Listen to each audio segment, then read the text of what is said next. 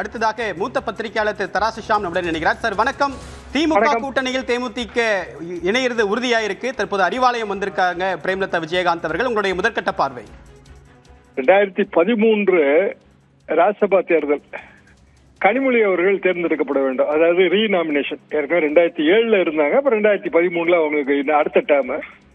அப்ப நம்பர் இல்லைன்னப்ப அப்போ தேமுதிக 2011 அதிமுக கூட்டணி. ஆனா அவங்களுக்குள்ள பிரச்சனை. 2013 தேமுதிக திமுக எம்பி கனிமொழி அவர்கள் எம்பி ஆவதற்கு வாக்களித்தது 2013.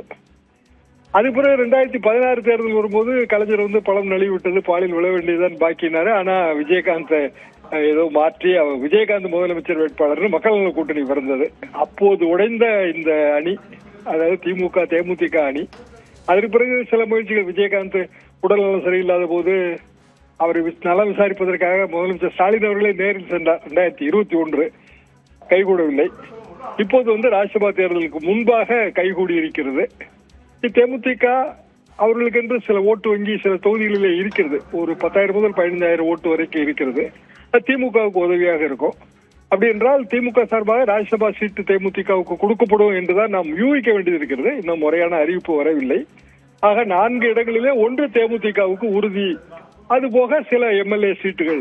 இப்படி நான் பார்க்கிறேன். அதிமுகவுக்கு இது ஏமாற்றமாக இருக்கும். உங்களுடைய கருத்துக்களுக்கு மிக்க நன்றி திரு ஷாம்.